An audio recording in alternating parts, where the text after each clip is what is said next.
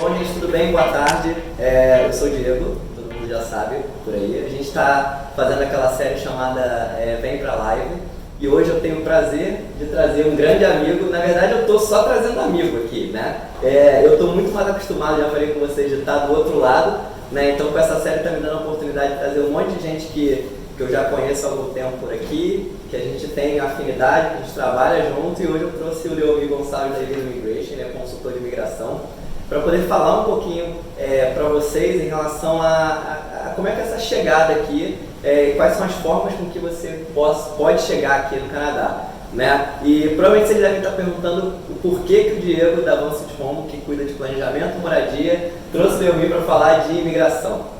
Na verdade, a gente está trazendo assuntos que estão relacionados ao nosso serviço, né? E eu estava conversando aqui com o Léo, um pouquinho antes da gente começar, que a gente recebe muito e-mail, muita demanda, e vocês também lá, né, Léo, de relação à moradia, a gente recebe em relação à imigração. Então, a primeira pergunta, óbvio, vou deixar o Léo se apresentar, né, que ele é meu convidado. Vocês provavelmente já conhecem ele das redes sociais também, mas Léo, seja bem-vindo aqui à nossa live. Obrigado, Diego, pelo convite. Obrigado a vocês por participarem, né, da live aqui com a Vancit Home. Né, igual ele falou, a gente tem além dessa parceria, né, dos nossos negócios que de uma certa forma se complementam, a gente tem um bom relacionamento de amigos e é sempre bom a gente ter isso porque a gente sabe que quando a gente está cuidando de um cliente, né, com tanto carinho ali durante o processo de imigração e vem essa próxima etapa, que é a etapa de mudança, de se estabelecer aqui, a gente tem uma empresa que a gente confia, legal, né? Que a gente sabe que vai continuar cuidando do nosso cliente com o mesmo carinho que a gente cuidou. Com qualidade de serviço, Exatamente. Então é um prazer estar aqui com vocês. Temos aí algumas perguntas para a gente responder. Tem um monte aqui, tem um tema, a gente abriu uma pergunta no Instagram, então a gente selecionou as melhores perguntas do Instagram. Vocês aí que estão participando da live, interagem com a gente também, façam perguntas, ó, a gente vai tentar responder todas elas, né? Mas a grande questão, assim, um dos assuntos que eu acho que me chama muita atenção, que a gente recebe muito e-mail, é que as pessoas elas procuram a gente, elas não estão preparadas, elas não estão com um planejamento fechado para poder vir para cá. Então, chega muito e-mail para a gente do tipo, oi, eu quero me mudar para o Canadá, o que eu faço? E aí a nossa resposta sempre é a mesma, né? Não porque a gente não consegue ajudar, mas a gente consegue ajudar parcialmente. A nossa resposta é, você sabe qual é a sua elegibilidade para imigração? Então, galera, meu primeiro tópico aqui, abrir para o pessoal, como é que é essa história dessa tal elegibilidade para imigração? Assim, quando a pessoa chega para você lá e fala, então, Léo, eu quero migrar para o Canadá. E aí? Bom, a primeira coisa que a gente tem que fazer é identificar o perfil dessas pessoas, né? Não ter um perfil idêntico ao outro. Existem alguns planos, né, que se parecem com o plano de amigos, com o plano de outras pessoas da família, mas não, cada pessoa tem um perfil específico, daí envolve, né, questão de idade, envolve questão de proficiência de língua, seja inglês, seja francês como língua principal, ou ambas, né, se for ainda melhor. E também nós temos que identificar um pouco sobre a questão do planejamento financeiro, né? O que essa pessoa já planejou financeiramente e o que ela consegue realizar de acordo com aquela reserva financeira que ela tem. E nós temos que identificar também de acordo com objetivos pessoais e profissionais. Isso muda tudo, né? Muda qual caminho que ela vai seguir, qual província que ela vai morar, né? É por isso que a gente recomenda, né? Você tem interesse em fazer o processo de imigração? Vamos marcar uma consulta, vamos conversar, vamos entender exatamente o seu perfil. Maravilha, se você tiver um amigo que fez um processo pelo Express Entry ou um processo de estudo, ok. Vamos pegar o seu perfil, ver exatamente o que a gente vai fazer. E até pessoas com perfis parecidos têm caminhos completamente diferentes no final, né? Exatamente. Né? Porque eu acho que é uma conjunção de todos esses fatores. E quando a gente pensa nessa questão de elegibilidade, que foi a sua pergunta, nós, primeiramente, né, vamos tentar identificar aí se a pessoa já tem um perfil para aplicar para uma residência permanente direta. Que é a imigração direta, né? Exatamente. Que eu diria que é um dos melhores caminhos, né? Porque a pessoa já consegue sair do Brasil já residente, né? Como residente permanente. E tem a economia do college, provavelmente, né? Exatamente. E tem casos também que a pessoa às vezes até já qualifica, mas ela quer sair do Brasil de forma mais rápida, né? Então nesse caso a gente vai ter que fazer talvez um planejamento paralelo ali com o processo da residência permanente. Legal. Então o primeiro passo, na verdade, o que a gente fala sempre para vocês é esse passo da elegibilidade. Na verdade, a gente usa essa palavra de elegibilidade, óbvio, quase todo mundo é elegível a algum tipo de programa de imigração E são muitos. E são muitos, exato. Só que você precisa identificar qual é o seu perfil. A partir do momento que você identificou o seu perfil, ou seja, você viu que você é elegível para poder imigrar, aí você pode dar os outros passos, né? Você Exato. pode ver o passo financeiro, o passo das atividades que você precisa fazer para chegar aqui e, enfim, depois, óbvio, com um pouquinho mais bem definido o passo da moradia, né? Então, nem adianta você procurar uma casa em Vancouver, Toronto ou qualquer outra cidade do Canadá se você não sabe nem como você vai chegar aqui. Então, esse é um ponto importante. E aí, Léo, a outra pergunta é, ok, então eu fui lá, fiz a consulta e tudo mais, e você me sugeriu uma série de caminhos.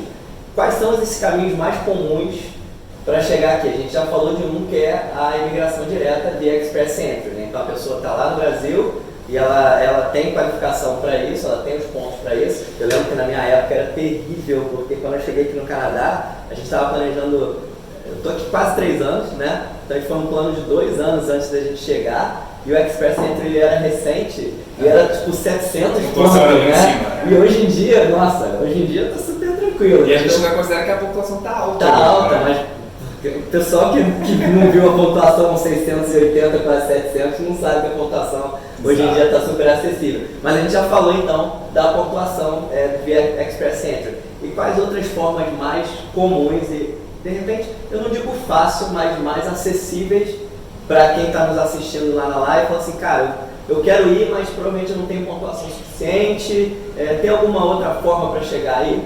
Bom, nós temos que identificar, né, em termos de tempo também, quanto tempo a pessoa planeja estar aqui no Canadá, porque às vezes a gente conversa com pessoas que estão preparadas em fazer esse projeto acontecer dentro de 6 meses e 1 ano, mas às vezes nós temos pessoas que vão se preparar aí por 1 ano, 2 anos pela frente, né? Um tempo mais a médio prazo em termos do processo de imigração.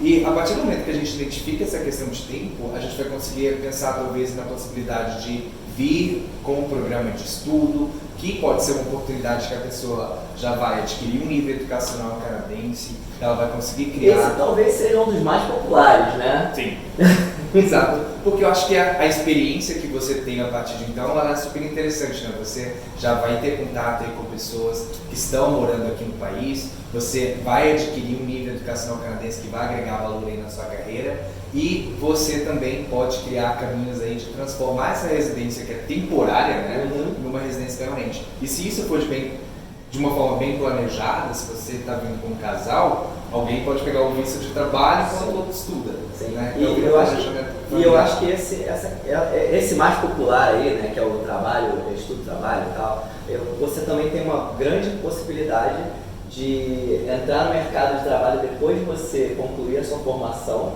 Sim. De forma mais fácil, né? Talvez uma forma mais fácil da pessoa que não tem uma formação aqui, viu, gente? Não é de forma super fácil, né? Não é tão porque fácil. Você já criou caminhos para isso, né? Você já começou a ter o seu próprio network durante o período de estudo, de repente você precisou fazer um estágio, tem as 20 horas semanais que você pode trabalhar durante o período de estudo também. E tem muita gente que já... Eu tenho muitos amigos aqui que fizeram esse caminho do estudo-trabalho, daí a esposa veio estudando e tal, aí a pessoa entrou numa empresa, e aí que a empresa tem um programa, ou que está dentro do programa do BCPP, que é um dos caminhos aí, como por exemplo o Tech Pilot lá e tal, e em 2, 3 meses ele já está no PR. Residência permanente, exatamente. É um outro caminho, né? Sim.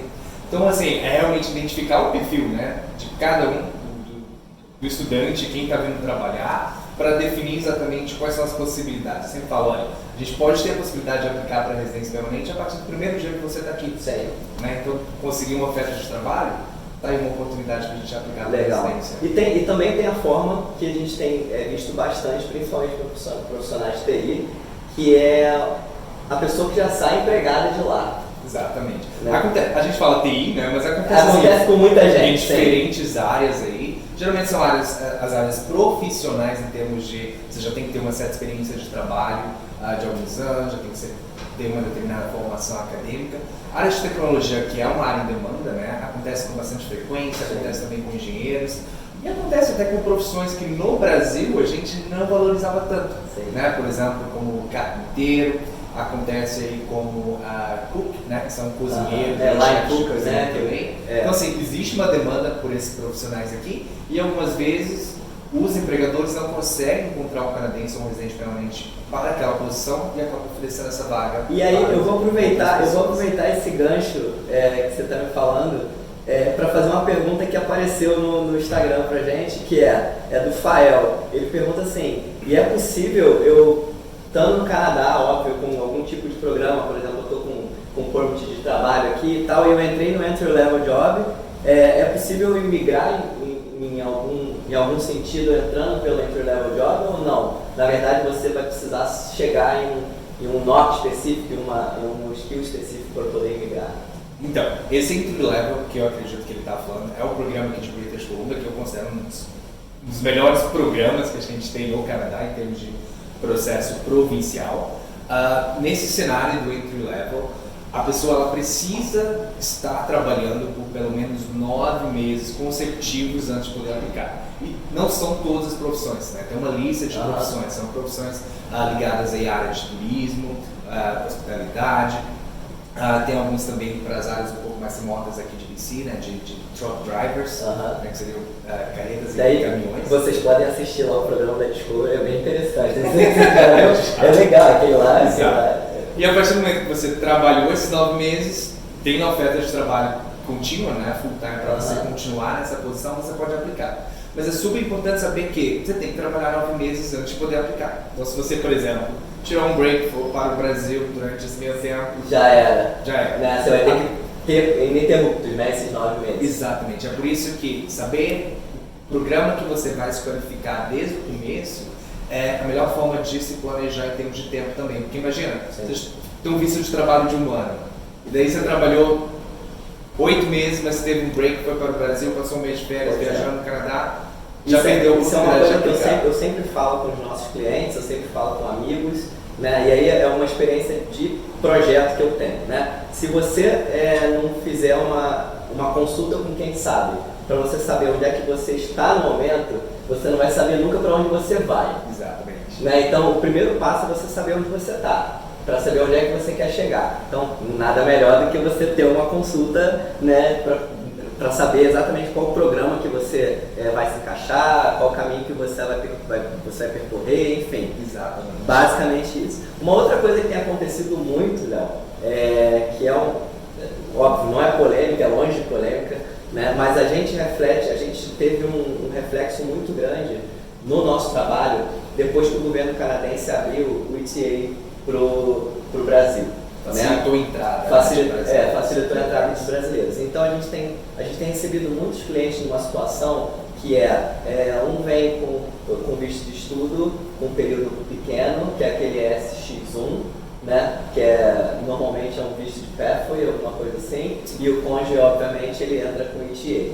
E a gente recebe muita demanda disso, mas muita gente pergunta pra gente o seguinte: eu estou indo nessa configuração, vamos dizer assim, nesse setup, nesse cenário, cenário é legal, vou começar a usar. Então, eu cheguei nesse cenário, é possível depois eu mudar tudo, meu visto, pegar um visto de trabalho, eu preciso voltar para o Brasil, não? Como é que é essa história? Bom, o ETA, eu diria que ele visa facilitar a entrada de brasileiros, não só brasileiros, né, mas pessoas de outras nacionalidades aí no Canadá. E de uma certa forma, quando ele foi implementado para os brasileiros, a ideia realmente era facilitar a entrada como visitante. Né? Então, se a pessoa está vindo fazer um outro planejamento, né, a médio e longo prazo, estudo, trabalho e tudo mais, a gente tem que repensar essa questão do ETA. Por quê? Então, vamos dizer que a gente tem 2 cenários aqui. O cenário em que a pessoa já vem com o intuito de estudar. Né? Ela pode sim estudar inglês por até 6 meses como visitante. Só que, a partir do momento que você está aqui como visitante, como ETA, a gente tem que fazer uma troca de status. E aí é que envolve grande risco. Por quê? O governo vai olhar e vai falar assim: opa, peraí, você não me falou que você viria para ficar mais tempo. Por que você não saiu do Brasil com visto de visitante? Estudante. E nesse momento, já se passaram 4, 5 meses ali, você já perdeu vínculos com o país de origem, o Brasil. Então, nesse cenário, vai ser muito mais difícil a gente conseguir preparar uma aplicação. Sim, a gente pode enviar, mas é uma aplicação de alto risco, é uma aplicação que vai para o Visa Office de Niagara Falls ou Los Angeles, onde o número de negativas de troca de status é maior. Exatamente. Agora, no caso em que a gente tem um casal, e daí nós temos um que está com um SX, que veio para fazer o pathway, né? E a gente tem um cônjuge que está com o ETA, entrou como visitante. Nesse meio tempo, talvez teve a oportunidade de estudar inglês, melhorar a proficiência nesse período. Como o aplicante principal, que é o estudante, né, veio fazer um programa que é um pré-requisito de um programa no college ou da universidade, essa aplicação ela pode ser feita aqui dentro do Canadá. Legal. Ou seja, foi um pathway, veio com visto de visitante que permite o estudo, e agora a gente vai fazer essa extensão aqui dentro. No caso do cônjuge, a gente vai conseguir colocar essa aplicação aqui dentro também. E ele automaticamente pega lá o permit de trabalho dele. Exatamente. Então, essa pode ser uma aplicação dentro do Canadá, mas esse programa de estudo inicial tem que ser um pré-requisito de um programa de college. Eu fiz essa pergunta porque a gente tem recebido muita gente assim, né? E isso reflete também na realização de parte do nosso serviço, né? Porque na busca por moradia, por exemplo, imagina você, eu sempre dou eu comparo um pouco dois parâmetros. Imagina você é um proprietário de um apartamento no Brasil, daí chega um boliviano, ou um venezuelano, ou um equatoriano para alugar um apartamento para você e fala assim, então, aqui está meu visto de turista.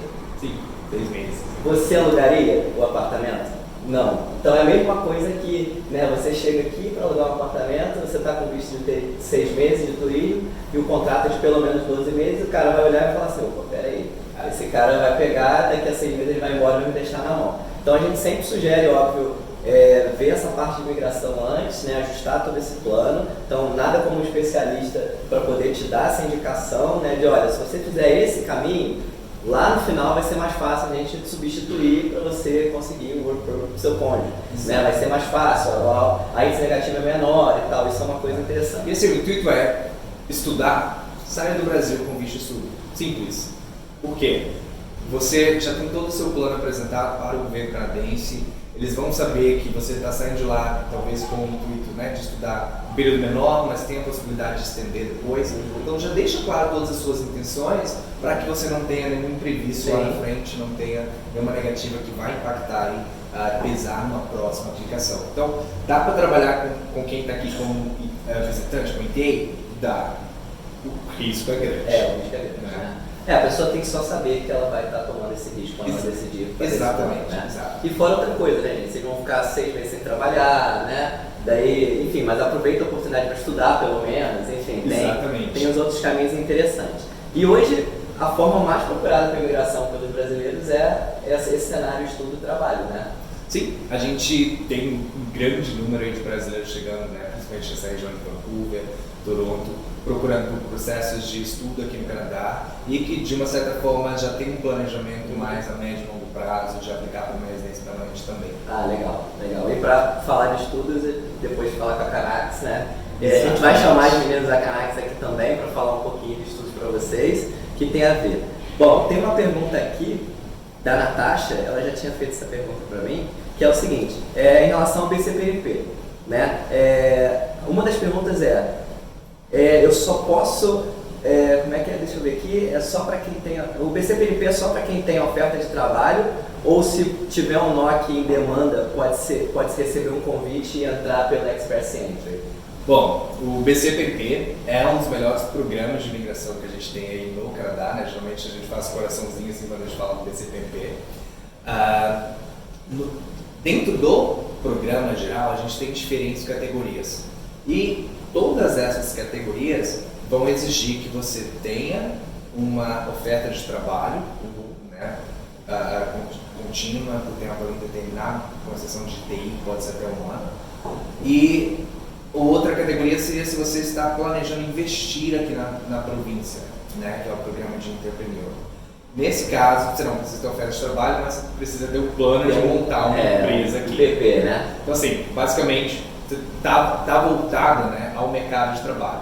Para aquelas pessoas que não vão abrir um negócio, sim, precisa ter uma oferta de trabalho, com uma exceção. Qual seria essa exceção? É o Post-International Graduate, que é para aquelas pessoas que se graduaram de um programa de mestrado ou doutorado que esteja na lista desse programa. Então assim, você se graduou desse programa, está lá na listinha desse programa, maravilha, você já aplica direto sem ter oferta de trabalho. Então digamos que ela é a única exceção da categoria aí de skilled worker, né? BCPNP, então, esse é Exatamente. ótimo. Esse é ótimo. E tem uma pergunta aqui do Rani, que ele pergunta se o Canadá aceita o TOEFL para fins de imigração. Bom, eu sei a resposta.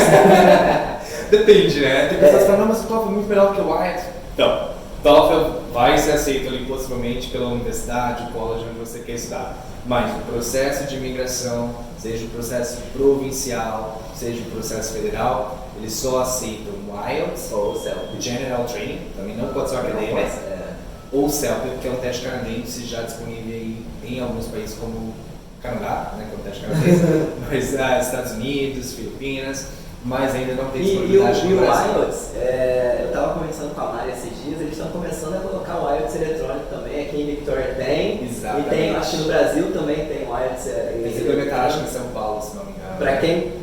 Para quem quer fugir daí do IELTS, né, que tem aquela história do listening, que é todo mundo na sala, Exato, quer usar o headphone. quer usar o headphone, pode fazer a diferença. Pode fazer a diferença, né? Exatamente. Eu, por exemplo, eu prefiro fazer o selfie Por causa disso.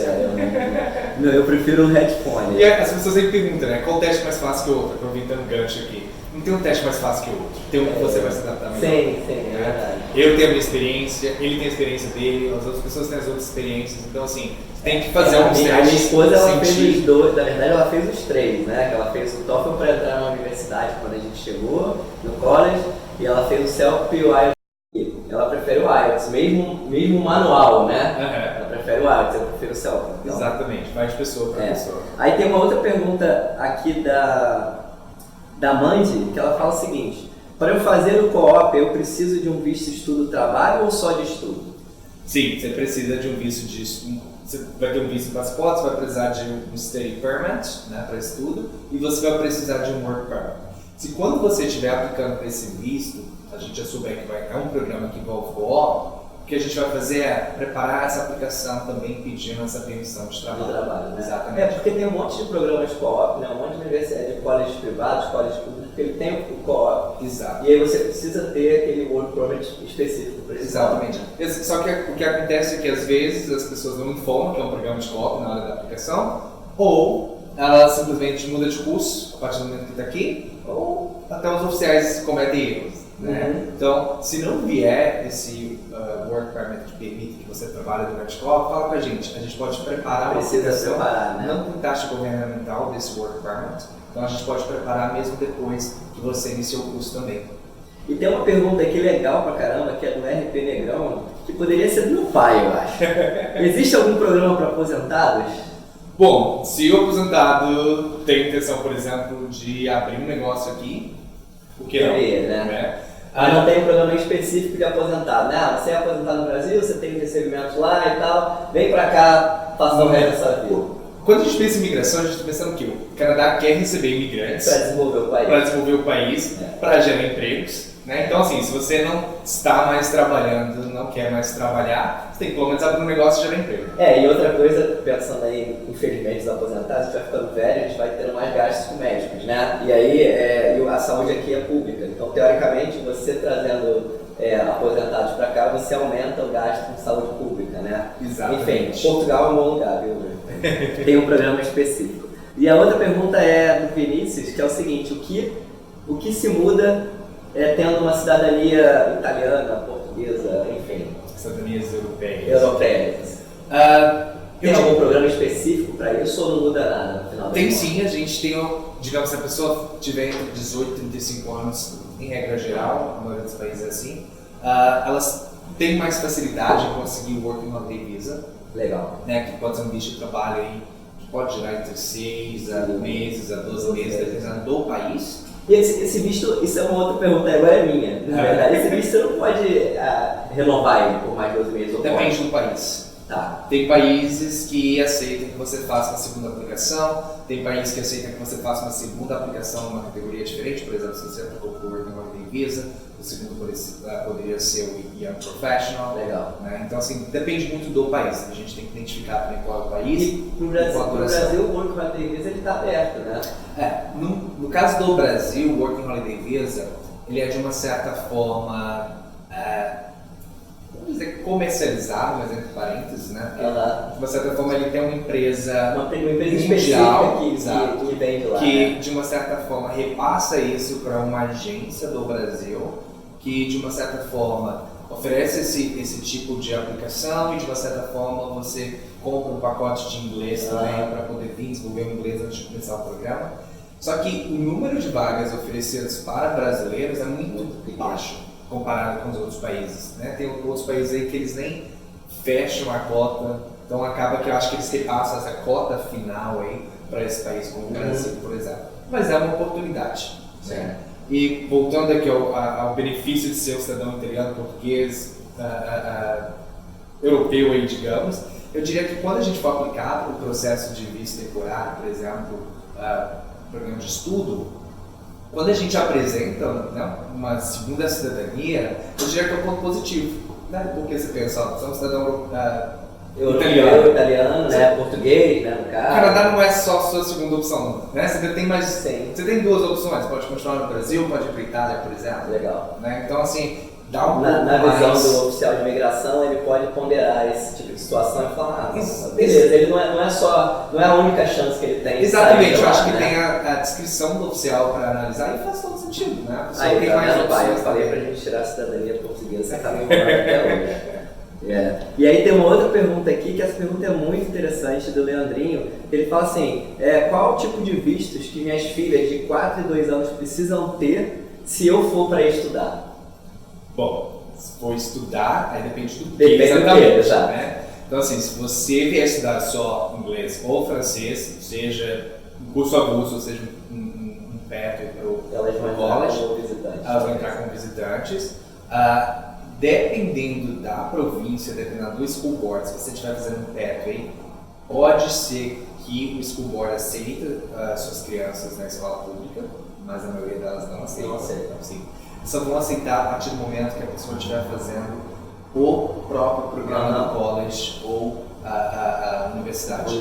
Nesse caso, elas não têm que necessariamente ter o visto de estudante. Elas poderiam, digamos, ter o status de visitante, mas no caso, o pai ou a mãe está numa instituição pública, né? Seja college ou universidade pública, dá o direito que as crianças frequentar a escola pública. Exatamente. E daí depende da idade também, vai tentar, por exemplo, 4 anos, dentro de Colômbia são 5 anos. E aqui também tem aquela regra, né, de ter umas regras para as crianças frequentarem escolas, né? Que o estudante de college ele precisa estar fazendo um diploma, não pode ser um certificado, né? Tem que ser uma pós-graduação, tem umas regras aí. Tem que ser escola pública. Tem que ser, não escola, desculpa. Escola pública, né? Exato. Isso sim, né? Exato. Agora, pode ser privado nas seguintes circunstâncias, que seja um programa de mestrado, bacharel ou doutorado. Legal. Né? São os únicos casos que a gente Ou aceita. se a pessoa estiver fazendo um college privado e o cônjuge tiver direito a trabalho e ele estiver trabalhando full time, dá direito a esse plano. Exatamente, né? Que a gente sabe que algumas vezes oficiais não metem esse permit aí pro cônjuge. E daí, nesse caso, a gente consegue a permissão de estudo para as crianças por causa de quem tem o visto de trabalho. Quem tem visto de trabalho, né? Exatamente. Isso é uma outra informação bacana que todo mundo sempre pergunta pra gente, né? Aí tem uma outra coisa que é muito interessante, uma outra pergunta da Érica aqui, que ela fala o seguinte: como funciona a aprovação dos vistos para pessoas que têm algum tipo de problemas de saúde, como por exemplo pressão alta? Ok. Pode ser que pegue ou não pegue, né? Se você tiver a síndrome do jaleco branco, talvez... Eu sempre falo, seja saudável, porque vai ser o caminho mais tranquilo possível, né? Mas coma bem, faça exercício. Exatamente, Canadá quer pessoa saudável. Saudável. Mas de uma certa forma, quando você for fazer o exame médico que é exigido ali durante o processo de obtenção do visto temporário, o médico ele vai identificar, né, quais são as suas condições de saúde naquele momento, se você já toma alguma medicação com uma certa frequência. De uma certa forma, eles querem identificar se você tem uma doença que seja, digamos, contagiosa, né? No caso, eles tentam identificar, por exemplo, tuberculose, doenças sexualmente transmissíveis, ou uma doença que use o sistema de saúde de uma certa forma, né? Uma que vai ser frequência, um custo né? alto para a cidade ou a província onde essa pessoa vai se estabelecer. Então, é com base nessa análise. Quando a gente pensa, né, na questão da pressão alta, se for algo controlado, você não precisa aí, digamos, tomar um medicamento, custo alto. Eu tive um caso de amigo bem próximo, né? Bem próximo mesmo, que ele foi reprovado no exame, porque eu falei da síndrome do jaleco branco, e é verdade, tem gente que tem gente que chega na frente do médico, vê o jaleco, já sobe a pressão, já fica nervoso e tal, e foi o caso desse meu amigo. Daí lá no Rio, um médico, que ele é até ucraniano, esqueci o doutor, enfim, vou lembrar o nome, e aí o médico falou, olha, você está com pressão alta, por aqui você não seria aprovado no exame hoje. Mas faz o seguinte, vai para casa, vai visitar o seu médico, que você está mais acostumado, pede para ele os exames e me traz aqui de volta. Exato, é sempre bom ter o laudo, né, do médico que te acompanha ali. Então assim, já tem um pezinho atrás com alguma coisa, já conversa com o seu médico de família, vai lá, pega um laudo, apresente para o médico. Agora, doenças crônicas, doenças recorrentes, primeiro você precisa se tratar, tomar cuidado, etc, mas pode ser que tenha algum risco de ter uma negativa de vista em função de uma doença crônica, né? Exato. Uma doença do coração, que você se trate, ou alguma doença que você pré-existente, crônica, que você vá trazer custos para o sistema de saúde, né? Exato. Isso é uma coisa que o que a gente sempre identifica primeiro a gente faz, digamos, a aplicação, sabendo disso, mas talvez não tratando isso como um ponto que pesaria na aplicação, deixa quieto. Isso é legal. Mas a gente, na Invisa, nós temos casos aí que nós conseguimos reverter, né, a intenção de negativas de aplicações por causa dessa questão aí da demanda de saúde, porque a gente consegue mostrar que a pessoa tem condições de se manter aqui durante esse período, de repente já tem uma reserva de medicamentos em casa que pode trazer no período inicial. Então, assim, nós temos que analisar caso por caso, ter um acompanhamento profissional de um consultor de imigração nesse período é fundamental. Agora, uma outra pergunta que às vezes chega aqui, assim, tem alguma diferença naquela história que a gente falou a pessoa chegou aqui com um plano de estudo, do Pathway, e aí vai mudar de status? Tem alguma diferença de província? Uma província é mais difícil que a outra? A pessoa está em Toronto, é mais fácil ela mudar de status lá do que aqui? Não, porque isso é um processo federal. Exatamente, né? É o Immigration Refugees and Citizenship Canada que toma conta de tudo isso, então a parte federal, a imigração federal, não faz diferença nesse caso, desde que você atenda todos os pré-requisitos. Nesse caso para todas as províncias. Sim, legal. Isso é mais uma dúvida que o pessoal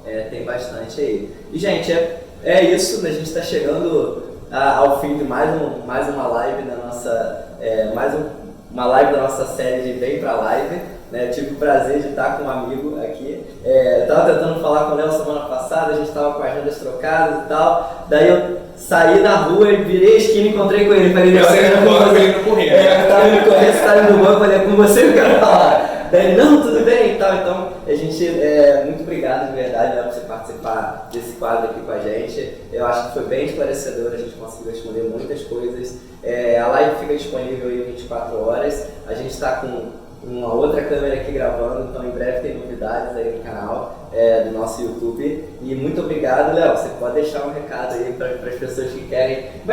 É isso, como é que faz para agendar uma consulta com você?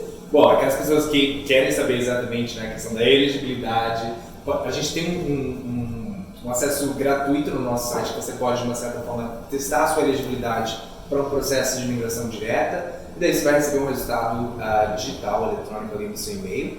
Se você quer realmente fazer um planejamento em termos de entender exatamente onde você está, quais são as oportunidades, né, para você chegar onde você quer chegar, vocês podem entrar no nosso site, invisaimmigration.com, e vocês conseguem fazer um agendamento lá. Nós temos as consultas aí de 40 minutos, em que a gente vai identificar o seu perfil, todos os itens necessários ali para o processo de imigração, conversar sobre todas as etapas, explicar um pouco também sobre o nosso trabalho, voltado ao seu projeto específico ali. E daí as pessoas podem escolher. Mas é interessante, antes de marcar a consulta, entrar no site e fazer aquele assessment, né? Exatamente. Porque vocês recebem também o assessment e quando marcar a consulta você já vai ter. Exatamente. Eu sempre penso uns né? minutinhos ali antes de começar a consulta, eu vou no nosso sistema tentar identificar se a pessoa já preencheu, porque economiza um pouco de tempo. Né? O tempo é precioso para passar o máximo de informações que a gente quer durante a consulta, então ter esse assessment inicial é interessante. E nós estamos disponíveis aí via Skype, nosso escritório aqui de Vancouver também. Aqui do lado. Exatamente. E olha, e na verdade a gente traz o Léo aqui, a gente conversa com a Evisa, tem uma proximidade muito grande com a Mari, né? A gente está fazendo um monte de coisa legais juntas, só que a relação da Avanço de Home e da Evisa, ela começou com a relação Diego e Evisa como cliente, né? Lá atrás. Então assim, obviamente eu não estaria com o Léo aqui, eu não teria uma relação bacana com a Mari, as empresas não teriam uma boa relação profissional se a gente não soubesse que os bastidores eles funcionam. Né? E a gente conhece, eu conheço como cliente, eu conheço cada vez mais como parceiro, né? E as coisas funcionam. A gente vai estar no Brasil daqui a pouco falando um pouquinho mais disso e é basicamente isso. Tem aí essa chancela minha, né, pessoal, de como cliente da Evisa e, óbvio, como parceiro comercial também. E a gente recebe feedback super positivo da Van Sweet Home também. Tem até um casal de clientes meus que foram morar no seu prédio. É verdade, no meu prédio. Exatamente. Então, assim, a gente tem sempre esse feedback positivo e eles mostram qual, em termos de qualidade do serviço e o quão facilitador, né, foi ter uma empresa aqui cuidando exatamente da sua chegada, né? Porque é uma coisa assim que você sai do Brasil com toda a animação, mas com aquele medo, aquele frio na barriga. Insegurança, né? Eles chegaram que eles sabiam que eles já tinham um lugar para ficar, era exatamente aquilo que você já tinha apresentado a eles, então assim foi legal. É sempre positivo ouvir isso e acho que em termos de feedback, né, todo feedback que a gente recebe é motivador de uma certa forma, ajuda a entender um pouco mais a necessidade de todos os clientes. Vocês estão fazendo um excelente trabalho. Obrigado, Léo. Obrigado a vocês que assistiram a gente. Obrigado, pessoal. A próxima live vocês vão ficar sabendo aí, vai ser no próximo mês. A gente está tentando fazer uma por mês. A ideia é que seja na última quinta-feira de cada mês. Né? O Léo fugiu de mim da última quinta-feira, mas eu consegui pegar ele na segunda-feira. Segunda-feira é um dia melhor. É bom que já começa a semana super empolgada aí com o seu plano Canadá. E, gente, obrigado de novo. Vai ficar disponível aí. Qualquer coisa, manda um e-mail pra gente, contato@vansweethome.ca ou um direct aí no Instagram também. A gente tá aqui pronto pra responder vocês. Até logo. Muito bom. Tchau, tchau.